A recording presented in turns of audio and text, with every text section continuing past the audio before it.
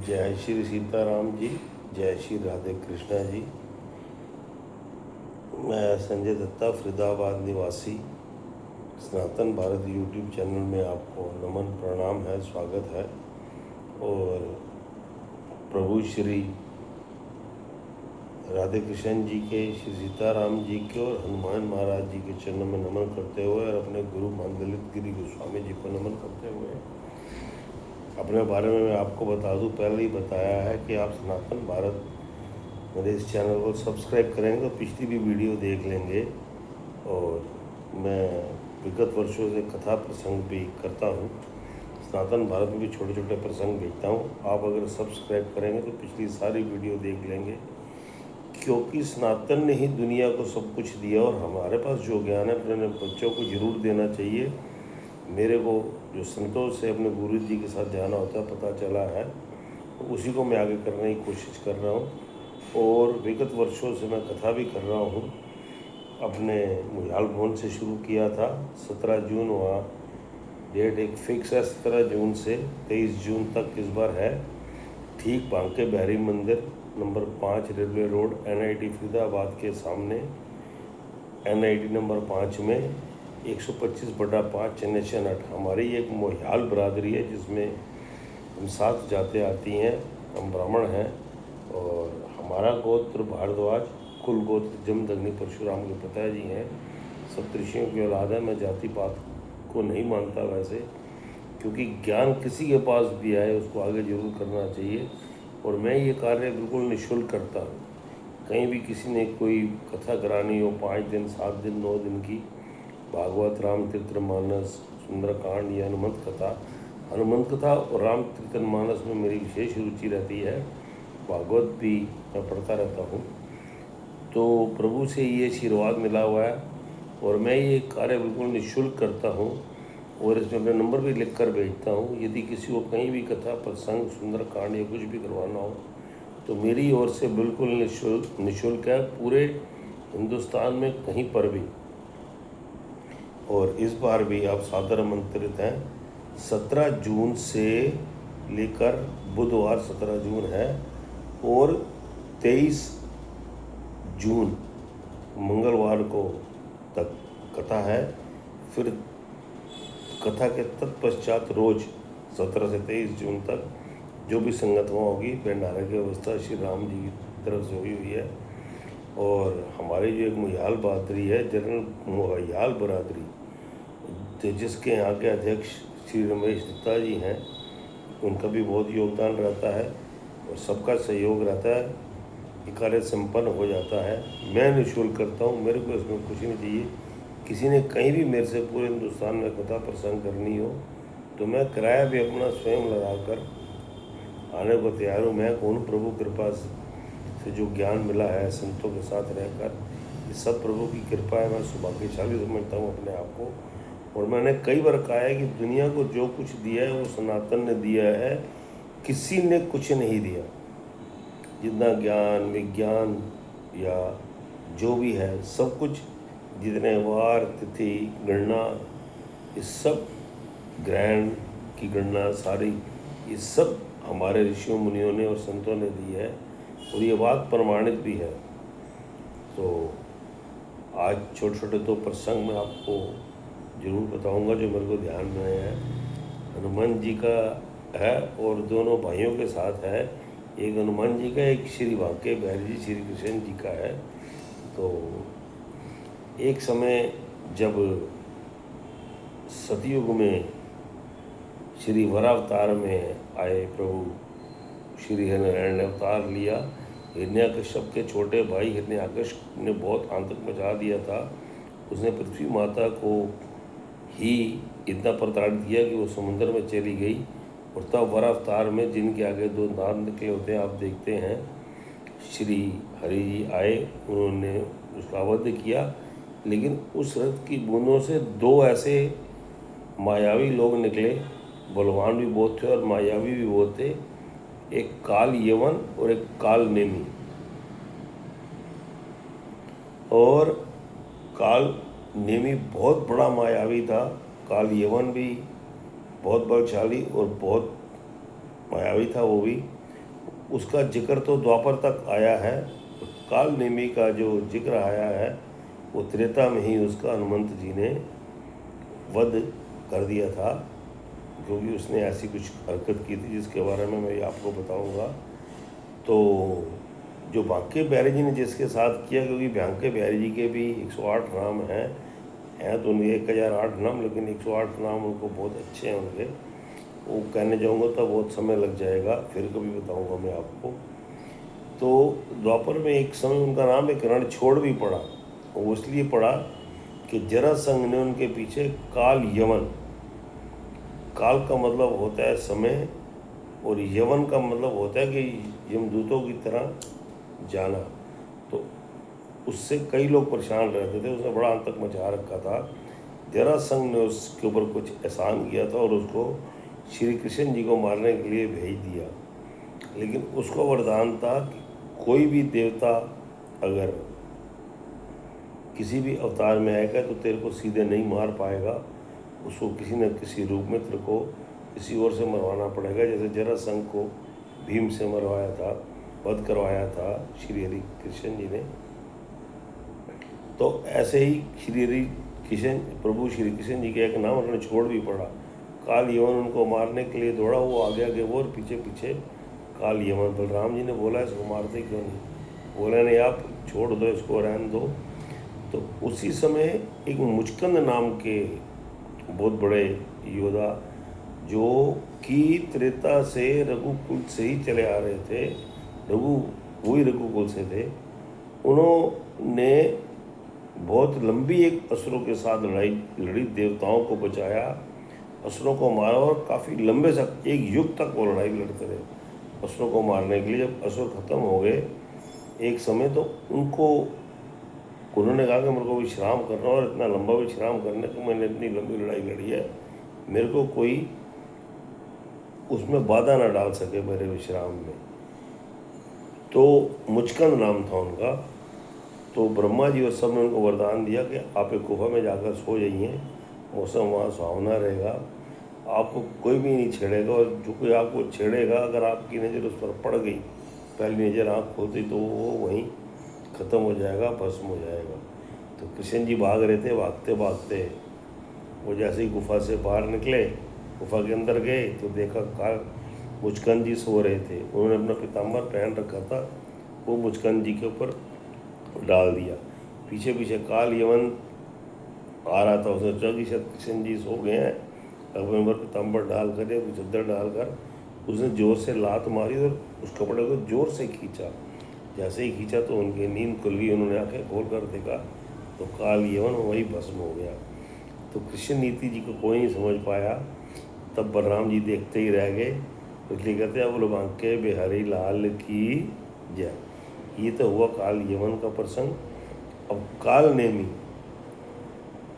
अब पीछे जाते हैं त्रेता में, तो काल नेमी एक बहुत बड़ा मायावी था, बहुत बड़ा। रावण के पास जो सबसे बड़ा मायावी था वो एक मारीच और एक काल नेमी, और माया में रावण से आगे भी कोई नहीं था। रावण भी बहुत मायावी था, इंद्रजीत स्वयं अपने आप में बहुत बड़ा योद्धा और मायावी था। लेकिन जब इंद्रजीत ने, मेघनाथ ने शक्ति बाण चलाए, लक्ष्मण जी मूर्छित हो गए, तो हनुमंत जी संजीवनी बूटी लेने जा रहे थे, तो जबकि इंद्रजीत ने रावण को बताया भी कि पिताजी रातों रात इतना बड़ा काम कोई नहीं कर सकता, उन्होंने बोला नहीं मैं जानता हूँ, हनुमंत नाम है उनका, जो कोई ना कर सके उसको काम को करे आसान, यही है मेरे प्रभु श्री राम भक्त हनुमान। तो ऐसी बात भी कही जाती है उनके बारे में कि जो काम बहुत मुश्किल हो उसको भी आसान कर दे हनुमान। तो हनुमान जी ने जब गए संजीवनी बूटी लेने के लिए, इतने में रावण काल नेमी के पास आया, बोला कि काल नेमी तुम्हें मेरा एक छोटा सा काम करना है, तुम्हें कुछ नहीं करना है, एक वानर हिमालय की तरफ संजीवनी बूटी लेने जा रहा है, तो तुम्हें उसका रास्ता रोकना है। काल नेमी में मायावी था, समझता था सतयुग से आया था। उसने कहा महाराज एक बात बताओ, जब वो लंका में आया था कहीं ये वही तो नहीं है कि जिसने लंका जलाई थी, और ऐसे आपके बेटे अक्षय कुमार का वध की ओर चला गया था। बोले हाँ बिल्कुल वही है। कहने लगे महाराज एक बात बताओ, आप इतने बड़े जिससे पूरा ब्रह्मांड कांपता है और नवग्रह आपके बंदी हैं, काल आपके पैरों के नीचे है, और जिसकी चांद सूरज तक जिससे घबराते हैं, तो आप क्या उस समय लंका में नहीं थे? या इंद्रजीत जितना बड़ा युद्ध जिस इंद्र को पराजित कर दिया था, आपको छुड़ा के लाया, और आपके वहाँ इतनी बड़ी सेना, इतने लोग, सब आप लोग वहाँ नहीं थे जब ये हनुमान आया और लंका जलाकर चला गया? बोले नहीं, मैं अभी वहीं था, सब वहीं थे। बोले महाराज एक बात बताओ, मैं क्षमा चाहूँगा, अगर ये आपसे नहीं रुक पाया तो मैं इसको अकेला कहाँ रोक पाऊँगा? ना बलशाली। लेकिन उस समय फिर रावण ने एक बहुत बड़ी बात बोली। बोले नहीं काल नेमी, मैं तुम्हें जाते हुए देखना चाहता हूँ। बोले महाराज बात तो बिल्कुल सत्य कह रहे हैं, आप मेरे को जाते हुए तो देखेंगे लेकिन आते हुए नहीं देख पाएंगे। अगर वाकई ये भक्त शिरोमणि राम भक्त श्री हनुमंत जी हैं तो फिर आप मेरे को नहीं देख पाएंगे। बोले ठीक है, मैं आपको जाते हो तो जरूर देखना चाहता हूँ, अब जाओ इसका रास्ता रोकने की कोशिश करो और रास्ता रोको, अगर सुबह तक ये संजीवनी ना ला पाए। लेकिन कहते हैं कि अच्छे काम के लिए कोई भी व्यक्ति कुछ भी उसमें बाधा डालने जाएगा तो उसका भी बड़ा बुरा हाल होगा, ये उससे जो काम करवाएगा उसका बहुत बुरा हाल होगा। तो काल नेमी ने सोचा कि इसके हाथों मरने से अच्छा क्यों ना मैं एक भक्त शिरोमणि जो हनुमान जी हैं उनके हाथों में मरूँ, तो वाकई वो इतने बड़े बलवान और भक्त शिरोमणि हैं, और 11वें रुद्र भी कहा जाता है उनको। तो वही माया से सब देख लेता था। वो चला गया, उसने जाके बहुत सुंदर एक मंदिर बनाया, झरना बनाया, बहुत सुंदर बगिया बनाई। अब देखो एक बुरा व्यक्ति बुरा काम करने के लिए भी गया, उसने बना तो सब कुछ लिया, बना सकता है बन नहीं सकता, बना लिया माया से बना लिया, अपने से नहीं माया से बना लिया। लेकिन बाधा डालने गया था किसी काम में, तो हाल क्या होना था जब उसने सारा कुछ बना लिया और वहाँ राम राम जय श्री राम नाम की गाथा गाने लगा, और उधर से हनुमान जी उड़ते हुए जा रहे थे, हनुमान जी को उतर देखा, राम राम कहने लग गया, और हनुमान जी नीचे उतरे। तो अब देखो शुरू काल से कर रहे हैं, हनुमान जी को रामायण सुना रहा है, कह रहे मैं बहुत बड़ा ऋषि, मैं बताता हूँ आपको, राम रावण युद्ध में हो, लक्ष्मण मूर्छित पड़े हो, आप चले हो संजीवनी लेने को, ऐसे ऐसे बात है। अब रामायण शुरू कहाँ से कर रहा है? लंका कांड से। न बाल कांड, न अयोध्या कांड, न अरण्य कांड, न किष्किंधा कांड, न सुंदर कांड, सीधा लंका कांड से। क्योंकि आगे उसकी ज़िंदगी में भी लंका ही कांड होने वाला है, युद्ध ही होने वाला है, उसका भी वध ही होने वाला है। तो उन्होंने जब बात बताई हनुमंत जी को, लगा कि शायद ये भी कोई संत है, इसको सारी बात पता। बोले आप विश्राम करो, लक्ष्मण जी को कुछ नहीं होगा, आपका सारा काम हो जाएगा, और मैं आपको एक मंत्र दूंगा, शिक्षा दूंगा, वो आपको उससे बहुत कुछ बल मिलेगा, आपको पहली अष्टसिद्धि 9 निधि मिली, और भी आपको बहुत कुछ मिल जाएगा। आप पहले उसे एक सरोवर में नहा कर आओ। हनुमान जी जब उस सरोवर में नहाने गए तो एक मकरी ने, मगरमच्छ की जो मकरी है उसने हनुमंत जी का पैर पकड़ लिया। कोई भी अच्छा काम करने जाओगे तो अगर मगर किंतु परंतु जरूर होगा, लेकिन आप उसमें विचार मत करो और समर्पण भाव से जिस काम में जा रहे हो उस काम को जरूर करो। हाँ, लेकिन मर्यादा में कोई संत मिल जाए तो उसको प्रणाम करना, बात मानना, ये आपका कर्तव्य धर्म है। क्योंकि हनुमान जी बहुत ही सहज सरल स्वभाव भी थे, और विद्यावान गुणी अति चातुर राम काज के विवेक को आतुर, समझते भी सब थे प्रभु की लीला थी, पता था कि इसका वध भी मेरे ही हाथों होना है, ये जो भी समझो। तो जब मकरी को उन्होंने पकड़ा, उसको उठा के मार के जब बाहर फेंका, तो वो एक अप्सरा थी, बताते हैं बहुत बड़ी अप्सरा थी, और एक किसी श्राप के कारण उसको ये रूप लेना पड़ा। और किसी ने कहा था कि राम भक्त आएगा और तेरा वो ऐसे काम करेगा तो उसको सारी बातें बताएगी, और काल नेमी का वध भी तेरे बताए मार्ग द्वारा ही होगा। क्योंकि काल का मतलब होता है समय, चक्र, और नेमी का मतलब काल का मतलब समय और नेमी का मतलब चक्र। ये इसलिए कालनेमी नाम हुआ था उसका। तो उन्होंने सारी बात बताई कि आप जिसके बहकावे में आए हो उसका नाम कालनेमी है, इस सतयुग से आया, बहुत बड़ा मायावी है, आपका रास्ता रोकने के लिए उसको रावण ने बताया। हनुमान जी समझ गए।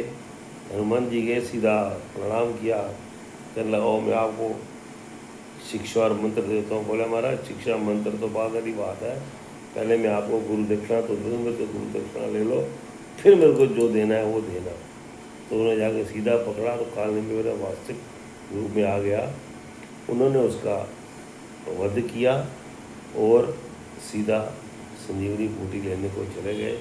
संजीवनी बूटी लाए, लक्ष्मण जी जीवित हुए और ये हनुमंत जी का फिर नाम हुआ। इसीलिए ये छोटा सा प्रसंग दो मेरे को ध्यान में आए थे, मैंने आपको बताया। मैं क्या होता हूँ, प्रभु ने मेरे को जरिया बनाया आपको बताने के लिए। और सनातन भारत यूट्यूब चैनल को आप जितना सब्सक्राइब करेंगे, मेरी जितनी पिछली वीडियो है उसमें आपको सब पता चल जाएगा कि साइंस विज्ञान हमारे ऋषि मुनियों ने प्रमाण के साथ मैंने बताया है। और कुछ प्रमाण आपके सामने साक्षात ये भी हैं कि जैसे आज कल कहते थे कि राम सेतु नहीं है, रामेश्वरम धनुषकोडी से 17 किलोमीटर लंबा पुल जो श्रीलंका तक जाता है, आज भी है। साइंस भी वैज्ञानिक भी उसको मानते हैं। बिना पिलर के 17 किलोमीटर लंबा पुल समुंदर पर बनाना, सेतु बनाना, पुल बनाना 5 दिन में, ये आज भी सहज नहीं है। कोई भी किसी भी देश का नहीं बना सकता इतना लंबा पुल। जी उस समय बना दिया था, तो कितनी साइंस है उन लोगों के पास। ये कभी फिर बात चलेगी, मैं आगे और बताऊंगा आपको। आज मैं अपनी वाणी को यहीं विश्राम दूंगा। मैं अपने फ़ोन नंबर भी लिख कर भेजता हूँ, किसी ने कोई बात पूछनी है, कोई कथा प्रसंग कराना हो तो मेरी तरफ से बिल्कुल निःशुल्क है।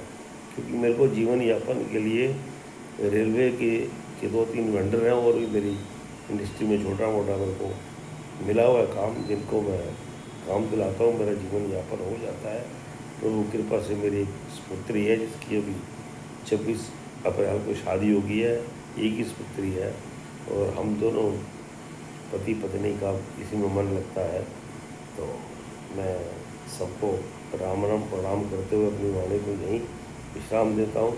लेकिन चैनल को सब्सक्राइब जरूर करना, और मैं इसको फेसबुक पर भी देखता हूँ, तो ज़रूर आप उसको आगे करना और अपने बच्चों को बताना, ताकि सनातन के बारे में पता चल सके। मैं हमेशा कहता हूँ कि सनातन ये एक धर्म है, बाकी सब पंथ है। जितने संत हुए पंथ बनाए, और सारे संत ने अपनी बात बहुत अच्छे तरीके से समझाई, लोगों ने तोड़ मोड़ कर पेश की। ये बहुत गहरी बात है।